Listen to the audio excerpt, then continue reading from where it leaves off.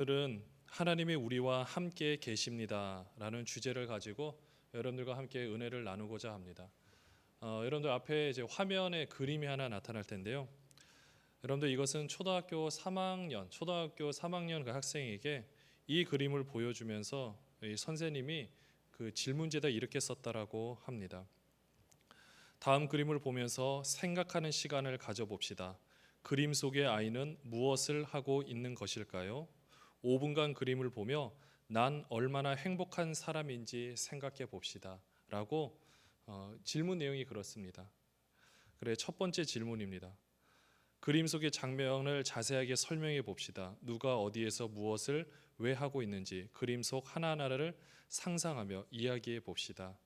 이렇게 얘기하니까요, 그 초등학생이 연필 글씨로 이렇게 썼습니다. 굶은 아이가 길 모퉁이에 쪼그리고 앉아서 배가 고파 바닥에 떨어진 빵가루를 주워 먹고 있다. 이렇게 답이었는데요. 문제는 두 번째 질문입니다. 선생님께서 이런 질문을 하는데요. 내 자신을 그림 속의 아이와 비교해 봅시다. 난 얼마나 행복한 사람인지 이유를 들어서 설명해 봅시다.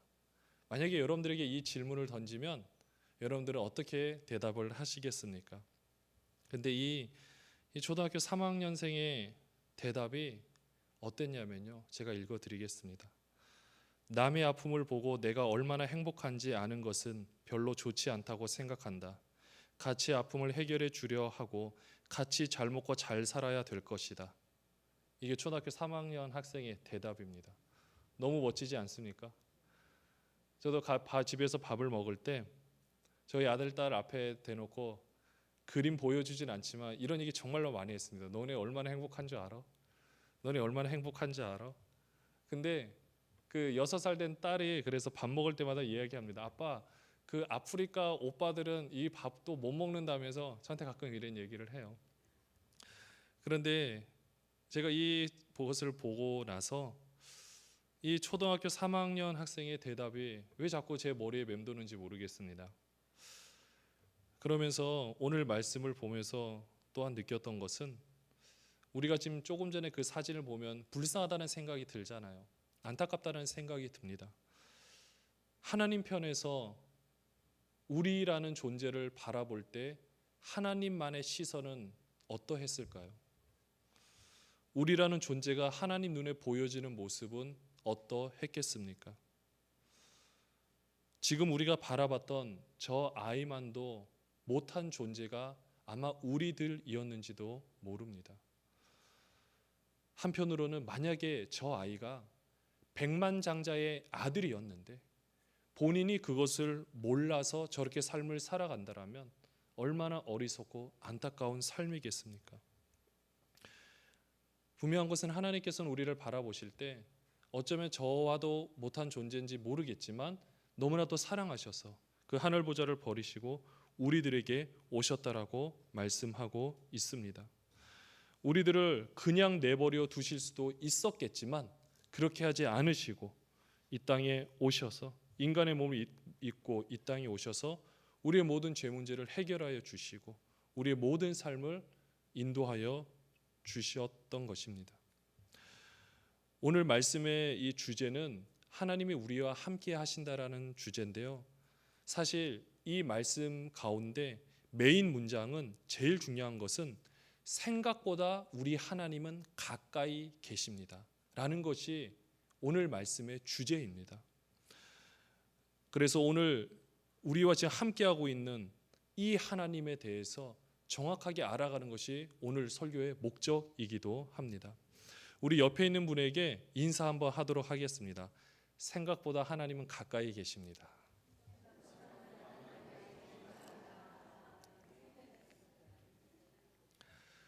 임마누엘, 뜻은 하나님이 우리와 함께 계시다. 네, 좀 전에 읽었던 본문의 내용에도 있습니다.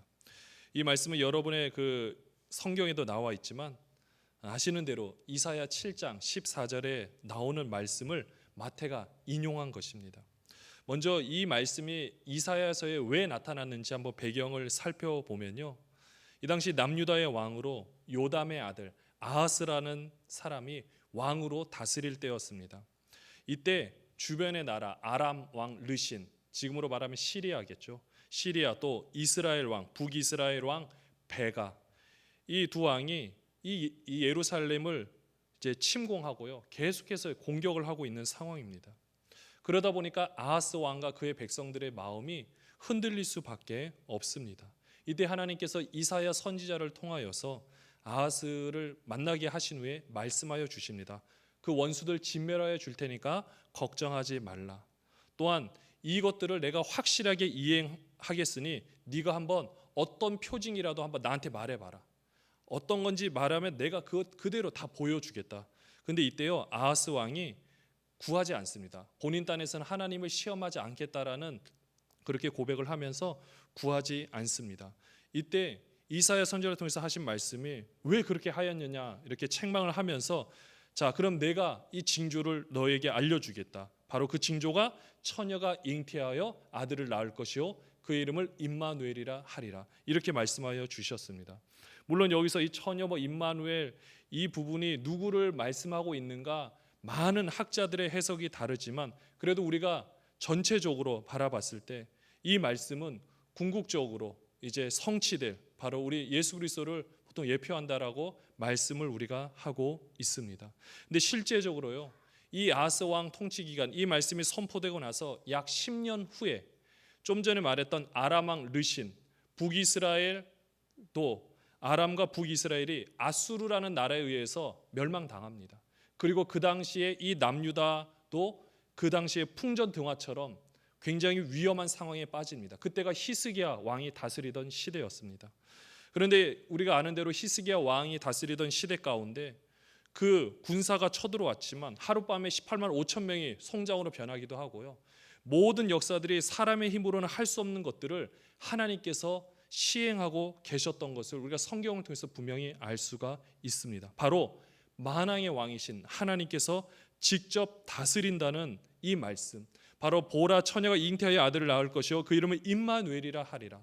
왕이신 하나님께서 통치하고 계시고 궁극적으로 이 땅에 육신의 몸을 입고 오실 예수님을 말씀하시면서 그 분이 진정한 왕이시기 때문에 이 나라를, 하나님 나라는 확장되어지고 그 나라는 영영이 서갈 것이다. 이것을 우리에게 말씀해 주고 있는 것입니다. 그래서 임마누엘, 바로 하나님이 누구와 함께 하신다고요? 우리와 함께 계시다. 여러분들 믿으십니까? 하나님이 우리와 함께 하신다는 사실을 믿으십니까? 그런데 참 문제는요, 하나님이 우리와 함께 하신다는 사실을 우리는 너무나도 잘 알고 있습니다. 특별히 신학적으로도 무소부재하신 하나님, 무슨 말입니까? 어느 곳에 안 계신 곳이 없는 거죠. 어느 곳에나 계신다는 것을 우리가 지식적으로도 잘 알고 있습니다. 그런데 그 하나님이 지금 제가 여러분에게 질문을 던질 때 하나님 지금 어디에 계십니까? 라고 물어본다면 여러분들 어디에 계신다라고 대답하시겠습니까? 대부분 보이진 않지만 하여튼 계신다는 이렇게 인식을 하는데요, 나를 바라보고 계시는 하나님, 근데 그 위치가 왠지 좀 하늘에만 있는 것 같다라는 생각을 무의식적으로 우리가 하고 있다라는 사실입니다.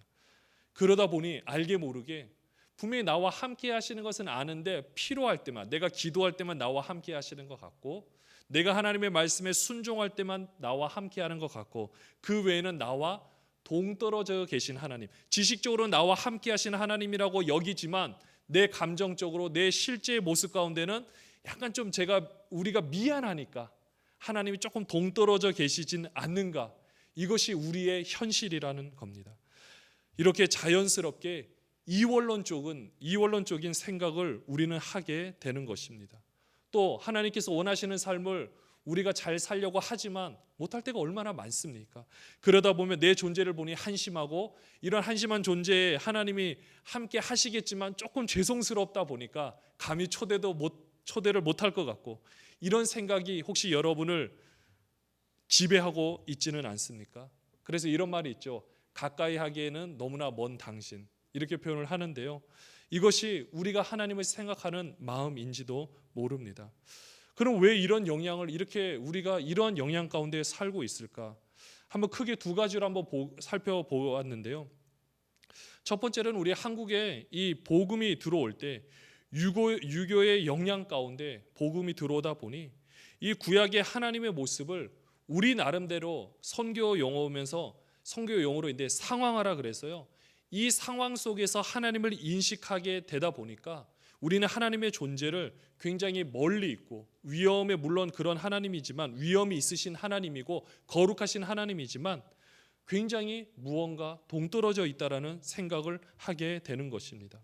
한국식으로 우리가 이해를 하다 보니까 예전에 옥황상제라든지 아니면 하늘에 계신 신으로 인식하는 것이 너무나도 강하다 보니까요, 우리의 무의식 가운데 이런 분위기들이 이미 녹아져 있는 것을 보게 됩니다.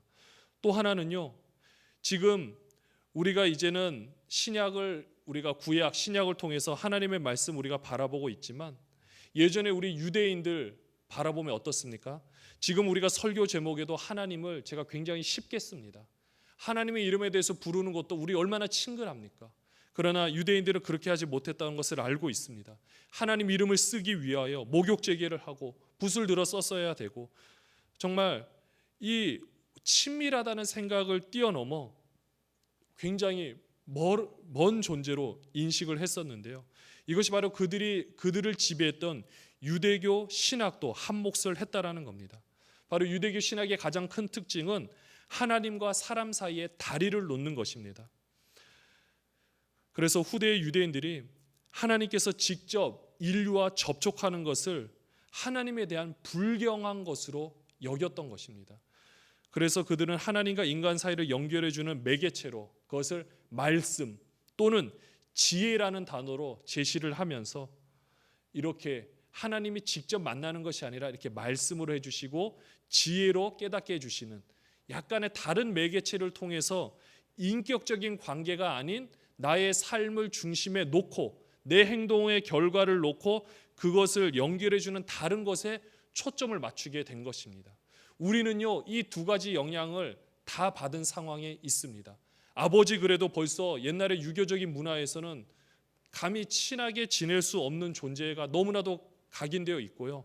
거기다가 이 유대교 신학까지 같이 우리는 있다 보니까 하나님 하면은 거룩하다라는 이름의 뜻만 본다 할지라도 구별된 건데, 우리는요 거룩이라는 의미만 생각해도 어렸을 때 어떻습니까? 이렇게 움직여도 안 되고, 왜냐? 예의를 갖춰야 되니까. 물론 맞죠. 예의를 갖춰야 되는 게 맞는데, 예의를 갖춰야 되는 것이 우리 한국적인 것에선 다소 곳이 앉아 있어야 되는 것이 굉장히 강렬하게 이미지로 남아 있다라는 겁니다.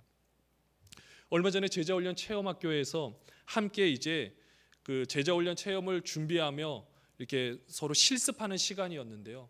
거기에 그때 당시 캐나다에서 오신 목사님, 나이가 저랑 동갑이더라. 젊은 목사님도 계셨습니다. 그분은 1.5세대였는데요. 여러분들 어떻습니까? 제가 만약에 여러분 앞에 지금 있는데 앉아 있는데 제가 다리를 꼬고 있다라면 어떻게 될 것 같습니까? 큰일 나겠죠.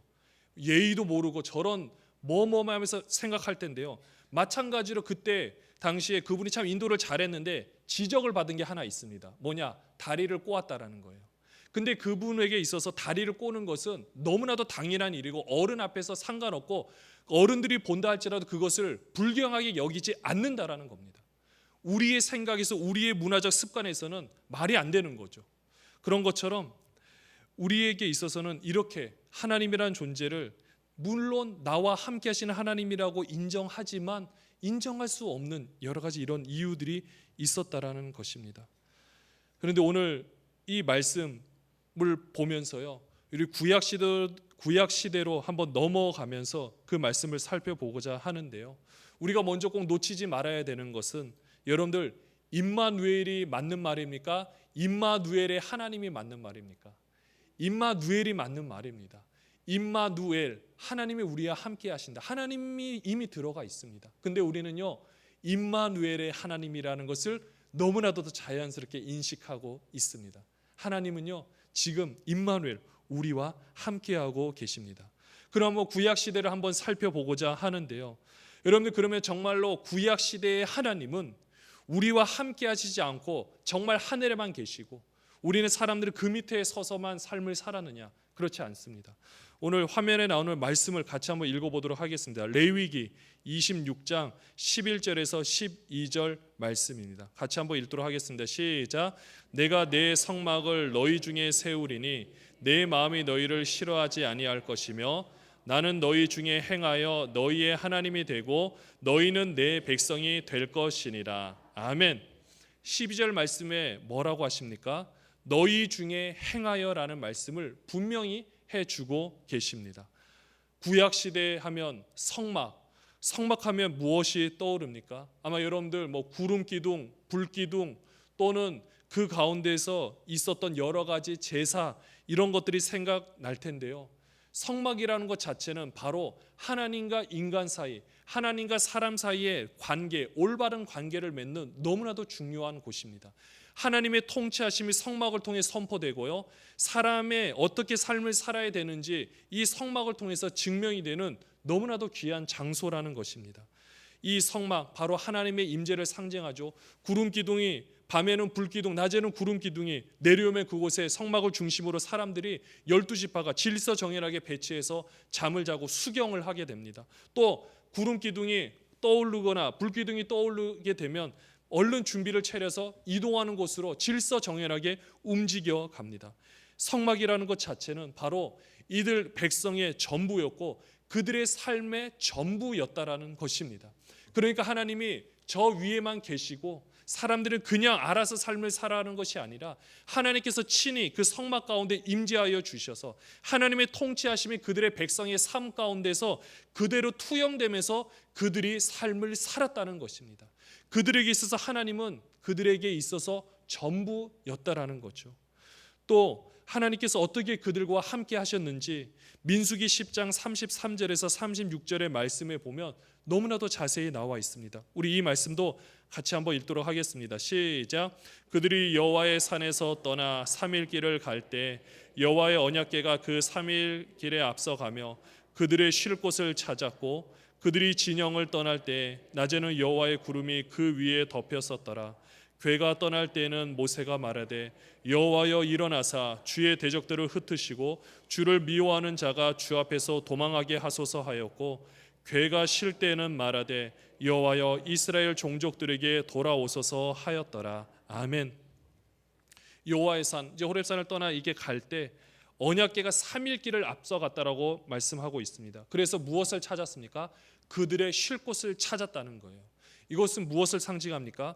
언약궤 위에는 구름기둥, 하나님의 임재를 상징하는 바로 하나님께서 그곳에 함께 하신다라는 겁니다. 그들의 백성들이 하나님께서 살아가는 백성들이 어디에서 이곳에서 잠을 자면 좋겠구나. 이곳은 야생동물이 많이 출현할 수 있겠구나. 이곳은 정갈들이 많이 출현할 수 있겠구나.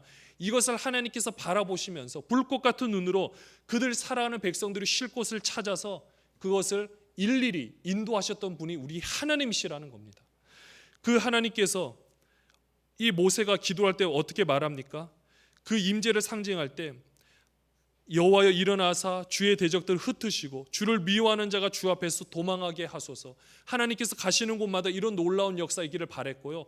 또 하나님 임재가 상징하는 그 구름 기둥이 멈춰 서게 되면 바로 여호와여 이스라엘 종족들에게 돌아오소서. 여러분 하나님 지금 어디에 계십니까? 이들의 생각에서도 하나님이 어디 멀리에 계셔서 알아서 해랍니까? 아니죠. 하나님께서 친히 이들과 함께 하시고 이들의 삶을 간섭하시면서 가장 선한 길로 인도하고 계셨다라는 사실입니다. 그런데 얼마나 귀한 하나님이십니까?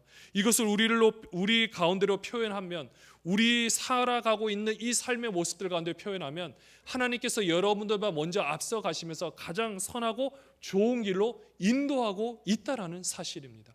또한 그 하나님께서 여러분의 삶의 모든 모습 가운데 함께하고 있다라는 사실입니다. 이들 이스라엘 백성들, 성막은 그들의 삶의 중심이었습니다. 하나님 말씀대로 하나님께서 성막을 통하여서, 모세를 통하여서 또는 레위기 지파 이 사람들을 통하여서 하시는 그 하나님의 말씀대로 사는 훈련을 받았고요. 정말 최선을 다해서 그들이 순종하면서 그것들을 경험하며 나갔던 것입니다.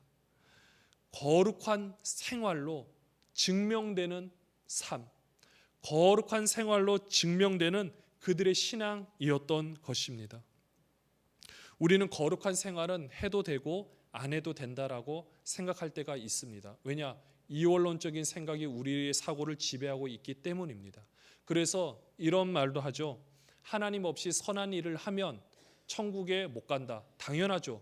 그러나 하나님 없이 선한 일을 할 수 없습니다. 어떻게 하겠습니까?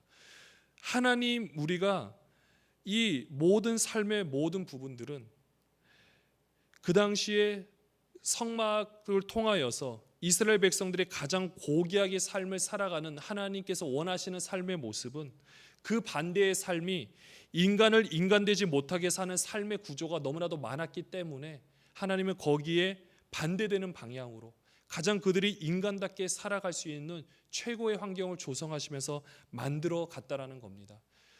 이 말씀은 우리에게도 동일하게 적용이 되어집니다. 여러분들, 지금 우리가 하나님 말씀대로 사는 것은 그냥 도덕적인 삶을 이야기하는 것이 아닙니다. 가장 하나님 앞에서 고귀한 삶일 뿐만 아니라 하나님 앞에서 우리의 존재가 가장 빛날 수 있고 우리가 우리의 존재를 바라봤을 때 가장 최선의 삶을 살 수 있는 방법이 하나님의 말씀대로 순종하는 삶이기 때문에 그런 것입니다. 이렇게 또 하나님께서 이 성막 가운데 이들과 함께 하시면서 또 이들에게 동행하시면서 하나 또 해결해 주셨던 문제가 있습니다. 여러분, 성막의 또 중요한 역할 중에 하나는 무엇이냐면요, 죄 문제가 해결되는 것입니다. 여러분들 어떻습니까? 여러분들 삶을 살아가면서 죄 문제를 해결받지 못하면 살아갈 수 있을까요? 여기서 죄 문제를 해결받지 못하는 것은 여러분의 감정 그리고 여러분의 그 상황을 말씀드리는 겁니다.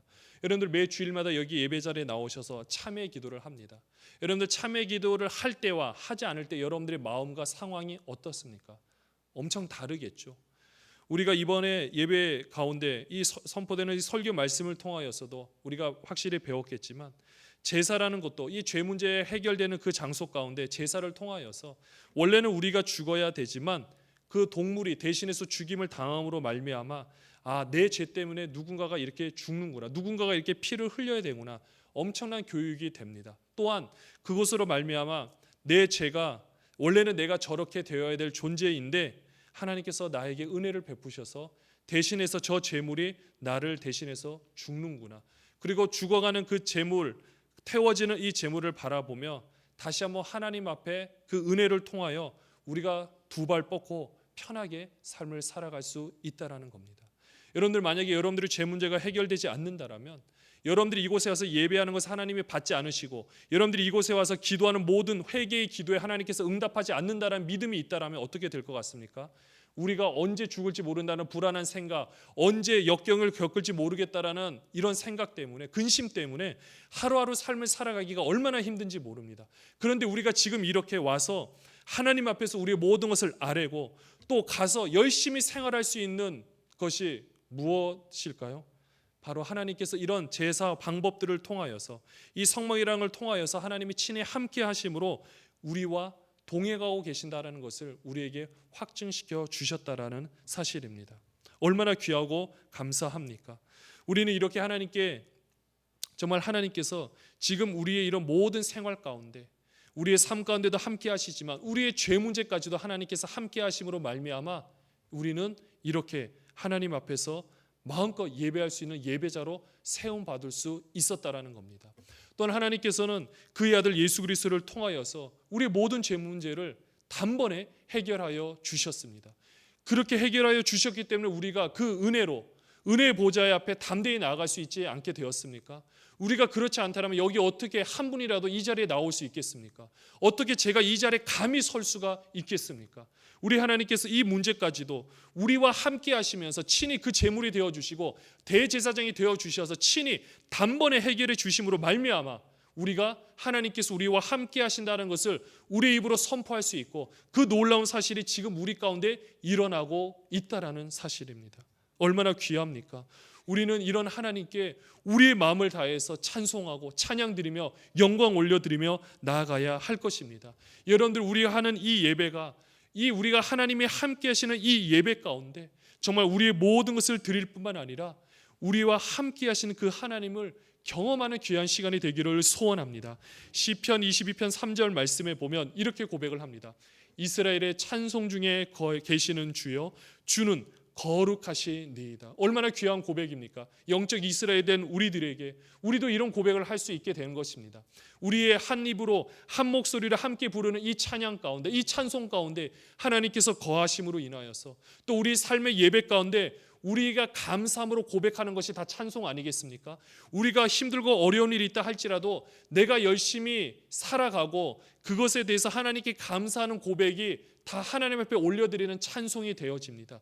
그 찬송 가운데 여러분들의 삶의 모습은 각각 다르겠지만 그 가운데서 최선을 다해 드려지는 그 모습 가운데 우리 하나님께서 함께 거하시고 더 귀하고 놀라운 것으로 채워주시려고 기다리시는 그 아버지의 마음, 여러분들 느껴지십니까? 그 하나님께서 지금 우리와 함께하고 계십니다. 구약시대는 이랬다면요, 두 번째 신약시대는 어떻게 했을까요? 신약시대의 하나님은 어떻게 우리에게 행하여 주셨을까요? 이 성막이 나중에는 이제 성전의 개념으로 조금씩 바뀌어지게 됩니다. 그래서 예수님께서 우리가 아는 대로 요한복음에 보면 처음에 이 성전 정화 사건을 펼칩니다. 왜냐, 그곳은 하나님께 만민이 기도하는 집이고 모든 죄 문제가 해결되어지는 참 귀한 장소인데 돈이 없어서 이 제사장들이 폭리를 취하다 보니까 돈이 없어서 하나님께 예배를 못하고 제사를 못 드리는 사람들이 생겨나게 되는 겁니다. 예수님 보시기에 너무나도 안타깝죠.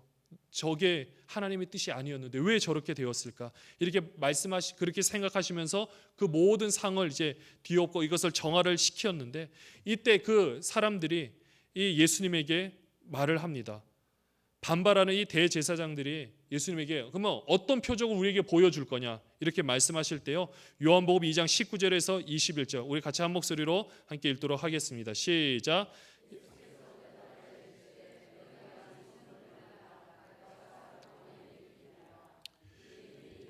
이 성전은 46년 동안의 지었건을 내가 3일 동안에 일으키겠느냐 하더라.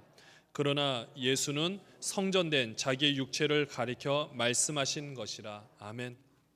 네, 이제는 성전의 개념으로 바뀌어지게 되었습니다. 하지만 하는 역할은 성막의 기능과 동일합니다. 다만 그 성막은, 그 성전은 굉장히 오랜 세월 동안 46년간에 지어졌던, 계속해서 지어지고 있었던, 그리고 그 돈들은 다 누구의 돈이냐? 서민들의 피땀 어린 헌금을 통하여서 걷어진 이 돈들이 그걸 통해 계속해서 지어지고 있었다라는 겁니다. 이런 상황 가운데서 근데 그곳에서 일어나는 일은 어떻습니까? 가난한 사람들은 예배도 하지 못하는 말도 안 되는 환경, 그런 게 있었기 때문에요, 예수님께서는 이 성전을 헐라, 내가 이 사람들의 죄 문제까지 내가 모든 이 세상의 죄악을 짊어지고 내가 십자가 못 박히고 내 몸이 부서지고 내 몸이 그 안에서 제물이 되어서 온전히 사그러지고 온전히 다 바쳐짐으로 인하여서 내가 하나님과의 관계를 회복시키는 내가 제물이 되어 너희들의 모든 죄를 내가 속하여 주겠다. 이렇게 해서 예수님께서 성전된 자기 육체를 가리켜 사흘 만에 새롭게 짓겠다라고 말씀해 주셨던 것입니다. 이제는 이렇게 해서 어떻게 됐습니까? 이제는 이 성령의 역사로 그러니까 성전이 되어서 이 성전이 이제는 여러분들 어디에 있습니까? 공간에, 보여지는 공간에 임해져 있나요? 그렇지 않습니다. 이제는요, 심령 성전이라 그래서 이제는 이 성전, 하나님과 우리 사이의 관계가 성령의 역사로 예수 그리스도의 피 묻은 보혈의 피로 깨끗하게 씻음 받은 후에 성령의 역사가 그 안에서 어디에서 증거하느냐? 우리의 마음 가운데서 우리에게 계속 증거함으로 인하여서 이제는 우리의 마음 가운데 성령 하나님이 임재하여 계셔서 하나님의 놀라운 역사가 계속해서 진행된다라는 사실입니다. 예레미야에서도 말씀하시고 에스겔에서도 말씀하셨던 것처럼 너희의 굳은 마음을 제하여 버리고 부드러운 마음을 주겠다. 바로 하나님의 성령의 역사로 우리 돌비에 새겨진 율법, 지키지도 않았던, 지킬 마음도 없었던 그 마음을 하나님께서 이 성령의 역사로 부드럽게 하여 주셔서 하나님의 말씀대로 순종할 수 있게 하여 주시겠다. 이 하나님의 놀라운 약속의 성취가 성령께서 우리 안에 임재하여 주심으로 말미암아 모든 것이 성취되었다라는 사실입니다. 요한복음 17장 23절에서 우리가 잘 알고 있는 예수님의 대제사장적 기도라고 하는데요, 이 말씀 같이 한번 읽어보도록 하겠습니다. 시작. 곧 내가 그들 안에 있고 아버지께서 내 안에 계시어 그들로 온전함을 이루어 하나가 되게 하려 함은 아버지께서 나를 보내신 것과 또 나를 사랑하신 같이 그들도 사랑하신 것을 세상으로 알게 하려 함이로소이다. 아멘. 어떻게 시작합니까? 곧 내가 그들 안에 있고 아버지께서 내 안에 계시어. 이 귀한 역사가 오늘날 이루어진 줄로 믿습니다. 여러분 예수를 주라고 고백하십니까? 예수님이 여러분의 죄 때문에 십자가 달려 돌아간 사실을 믿으십니까? 믿으셨다라는 것은 성령께서 여러분에게 증거하여 주셨기 때문에 여러분들이 믿을 수 있게 된 것입니다. 그러므로 성령께서 지금 여러분 안에 역사하여 주셔서 이제는 여러분의 모든 모습들이 심령성전, 하나님이 거하시는 전으로 지금도 계속해서 세워져 가고 있다라는 사실입니다. 얼마나 귀하고 감사한 일입니까? 오늘 여러분들에게 드릴 말씀의 핵심입니다. 바로 하나님이 우리와 함께 하시는데, 하나님이 우리와 함께 주변에 함께 하시는 것이 아니라 우리와 동거, 우리와 함께 하신다라는 사실인 겁니다. 지금 여러분 안에 계셔가지고 여러분의 삶을 가장 선한 길로 인도하시는 분이 우리 하나님이시라는 사실입니다. 고린도전서 3장 9절 말씀에 보면 사도 바울이 이런 고백을 합니다. 우리는 하나님의 동역자들이요 너희는 하나님의 밭이요. 마지막 같이 읽겠습니다. 뭐라 그랬습니까? 하나님의 집이니라. 여러분들 인정하십니까? 여러분들이 얼마나 귀한 존재인지 모릅니다. 얼마나 고귀한 존재인지 모릅니다. 하나님의 형상대로 지음받은 귀한 존재일 뿐만 아니라 이제는 하나님께서 친히 우리 안에 자정하여 주셔서 우리 가운데 역사하고 계시고 하나님의 형상, 보이지 않는 하나님의 형상이 되어 이 세상 많은 사람들에게 보이지 않는 하나님의 모습을 보여주는 귀한 사명 우리에게 주셨습니다. 우리는 그 사명을 감당해야 되는 줄로 믿습니다. 어떻게 감당해야 될까요? 요한복음 14장 23절에 이렇게 말씀하고 있습니다. 같이 읽겠습니다. 예수께서 대답하여 이르시되 사람이 나를 사랑하면 내 말을 지키리니 내 아버지께서 그를 사랑하실 것이요 우리가 그에게 가서 거처를 그와 함께 하리라. 아멘. 우리가 그에게 가서 뭘 함께 한다고요? 거처를 함께 하리라. 근데 그 전에 뭐라고 고백합니까? 나를 사랑하면 내 말을 지키리니. 우리가 하나님을 더 사랑하고, 물론 하나님이 먼저 우리를 사랑하여 주셨기 때문에 우리가 하나님을 사랑할 수 있게 되는 것입니다. 이렇게 하나님 우리가 사랑하게 되면 우리는 그 말을 지킬 수밖에 없고요. 그렇게 하면 바로 우리에게로 와서 거처를 함께하며 우리와 함께 하신다라고 말씀해 주셨습니다. 여러분들 다시 한번 고백하면 좋겠는데요. 우리 자신에게 한번 고백해 보도록 하겠습니다. 생각보다 하나님은 가까이 계십니다. 여러분 자신에게 고백하는 겁니다. 가까이 계시는 게 어느 정도 가까이 계십니까? 우리 안에 계십니다. 얼마나 귀하고 감사합니까? 지금도 우리 안에 거하셔서 역사하고 계십니다. 어디 멀리 계셔서 잠깐씩 우리가 생각할 때만 오셨다가 가시는 것이 아닙니다. 하나님의 임재를 경험하라는 말씀이 있죠. 하나님의 임재 이미 우리 안에 우리는 마음껏 누릴 수가 있습니다. 그런데 다만 아직도 우리가 너무나도 연약하고요. 아직은 우리가 우리를 생각하는 힘이 너무나도 큽니다. 모든 운동을 할 때, 특별히 농구도 마찬가지고요. 운동을 할 때 가장 기본적인 자세가 무엇인지 아십니까? 몸에 힘을 빼야 됩니다. 몸에 힘을 빼지 못하면은요, 온몸에 무리가 다 갑니다. 운전할 때도 처음 기억이 나는 게 온몸에 초긴장 상태로 되니까 20분만 운전을 하는데 농구를 한 5시간 한 것 같이 너무 피곤하더라고요. 이걸 보면서 느꼈습니다. 익숙하지 않기 때문에 우리는 힘을 줄 수밖에 없는 거죠. 하나님께서 우리 안에서 역사하고 계시는 것에 대해서 우리가 아직은 익숙하지 않다 보니까 못하는 것이 아닙니다. 익숙하지 않다 보니까 우리의 힘, 우리의 생각, 우리의 자아, 우리의 생각이 너무나도 그것을 꽉 얽어매고 있다라는 겁니다. 그래서 우리는 무엇을 해야 될까요? 우리는 그래서 하나님 앞에 기도하며 나갈 때 하나님 내 안에서 마음껏 역사하여 주시옵소서. 내 안에 나된 것들을 다 내려놓습니다. 이제까지 내 환경이 그랬었고 내 생각하는 방식이 그랬기 때문에 내 시선이 거기에 고정될 수밖에 없었지만 하나님 내 안에서 성령으로 마음껏 역사하여 주셔서 하나님의 귀한 뜻에 순종하며 하나님의 귀한 뜻에 걸맞는 사람 될 수 있도록 인도하여 주시옵소서. 이렇게 고백하는 것이 얼마나 중요한지 모릅니다. 여러분들이 이렇게 기도하면서 하나님께서 나와 함께 하시는 것을 느끼며 나가면은요, 여러분들 주위에 얽혀 매여져 있는 문제들이 하나씩 해결되어지는 것을 분명히 경험하게 될 것입니다. 구약 시대에 이 성막 가운데 주변에 이 많은 사람들이 겪었던 많은 문제들, 사실은 하나님과의 관계가 회복이 되어지고 그 모든 부분들이 지면 질수록 나머지 문제는 해결되어질 수밖에 없는 것처럼 지금 우리에게 있는 것도 우리는 문제를 바라볼 수밖에 없겠지만 그 문제 이면에 있는 하나님의 섭리를 바라보며 우리가 하나님 앞에서 어떠한 존재로 서 있어야 될지 먼저 고민하는 작업이 필요한 것입니다. 사랑하는 여러분들, 하나님 지금 우리와 함께하고 계십니다. 너무 가까이 계십니다. 아니 그냥 함께 하십니다. 얼마나 귀하고 감사한 고백입니까? 물론 하늘에 계신 것도 맞죠. 무소부지하신 하나님이니까. 그래서 우리가 찬양도 하지만 지금 분명히 우리가 신앙생활 할 때는, 우리가 공동체로 하나님께 예배할 때는 어느 곳에 계시지만 우리의 모든 삶 가운데 역사하고 계신 하나님의 손길을 경험하고 그것을 마음껏 누리기를 원하고요. 우리의 생활 가운데서 하나님께 최고로 올려드리는 도덕적인 가치, 하나님께서 원하시는 그 말씀의 순종함으로 말미암아 가장 최선의 가치를 올려드렸으면 좋겠고요. 또 우리가 기도할 때는 그렇게 하나님의 말씀대로 순종할 수 있도록 우리가 기도하면 좋겠고, 우리의 삶 가운데서는 이 하나님의 귀한 섭리 가운데 하나님의 놀라운 역사를, 그리고 하나님의 귀한 임재를 경험하면서 나가는 여러분 되시기를 간절하게 소원합니다. 기도하겠습니다. 사랑의 주님,